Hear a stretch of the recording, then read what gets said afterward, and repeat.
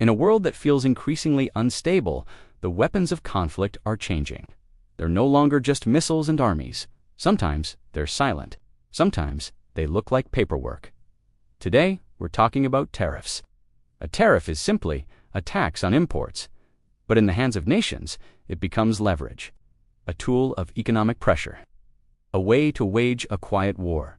This isn't new. It's a pattern etched in history. Wars start quietly. Our first stop, the 1930s. The Smoot-Hawley Tariff Act in the United States raises taxes on over 20,000 imported goods to record levels. The goal was to protect American jobs amidst the Great Depression. The result? Retaliation. Retaliation is the trap. The Smoot-Hawley tariff is often cited as a catalyst for the Great Depression's global spread. But to truly understand it, we must look at the political climate. In the late 1920s, American agriculture was already in crisis. Farmers, a powerful voting bloc, demanded protection from cheaper foreign imports. Politicians, eager for their support, obliged. The bill was originally intended to be a limited measure for farmers, but it spiraled out of control in Congress. Lobbyists for every imaginable industry descended on Washington, each demanding their own protection. By the time it passed, it had become a sprawling, aggressive piece of legislation. The international reaction was swift and furious. Canada, the largest U.S. trading partner, was the first to retaliate, imposing new tariffs on American products. One by one, other nations followed suit. Spain hiked tariffs on American automobiles. Switzerland boycotted American goods. The result was a catastrophic freezing of global trade. American exports plummeted by over 60% in 2 years. The very farmers the act was meant to protect were devastated as their overseas markets vanished. It was a stark lesson in how protectionism can backfire, creating a cycle of retaliation that hurts everyone. Let's move to another, more targeted example, the chicken tax. In the early 1960s, American chicken produced with new industrial efficiency flooded European markets. France and West Germany, wanting to protect their own farmers, imposed tariffs on American poultry. The U.S. response was not a broadside like Smoot-Hawley, but a calculated, almost surgical strike. In 1964, President Lyndon B. Johnson's administration imposed a 25% tariff on imported light trucks. This was a direct retaliation aimed at Volkswagen, as Germany was a major exporter of these vehicles. What's fascinating is the longevity of this temporary measure. The European tariffs on chicken are long gone, but the 25% U.S. tariff on light trucks remains in effect to this day. It has profoundly shaped the American auto market, incentivizing domestic production of pickup trucks and shielding them from foreign competition for decades.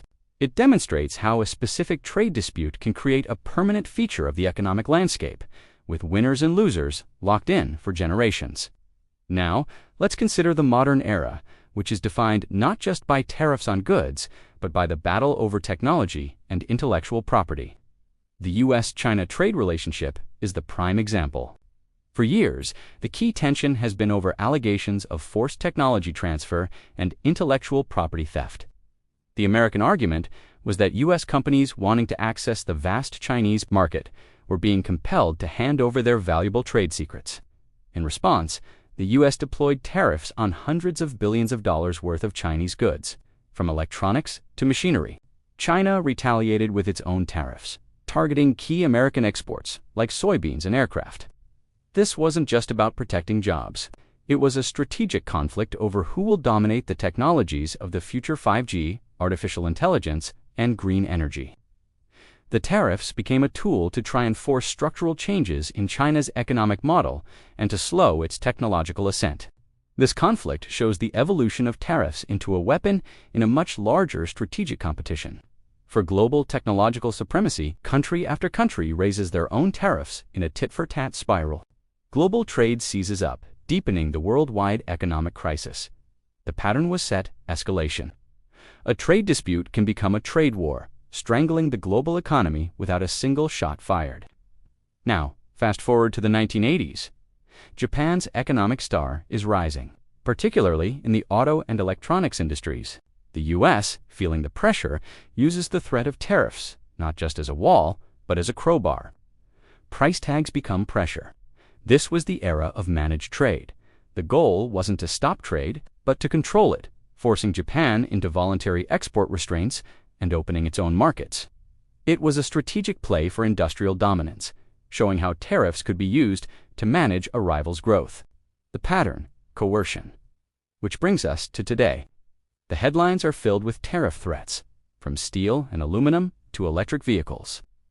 We see it in the tense negotiations between the US and Canada, where the mere possibility of a new tariff becomes a powerful bargaining chip. It's a reminder that even close allies aren't immune. Allies feel the squeeze. This is the modern pattern: power without war. Tariffs are threatened and sometimes imposed to force concessions to change a nation's policy or to signal geopolitical alignment. But this high-level strategy has real-world consequences. Supply chains, once designed for pure efficiency, are now forced to choose sides. A factory in one country might lose its biggest customer overnight. A port that was once bustling falls quiet. Supply chains choose sides. For us, it shows up on the price tag. The cost of a car, a washing machine, even groceries can be shaped by these invisible economic battles. Jobs are created in one place and lost in another. Alliances are tested. Power without war. The global economic system is a delicate web, and tariffs are a way to pull at the strands, creating pressure and forcing change, all while maintaining a fragile peace. It's a reminder that the great power competitions of the 21st century aren't just fought on the battlefield. The next battlefield may be your checkout receipt. Subscribe for more history behind today's headlines.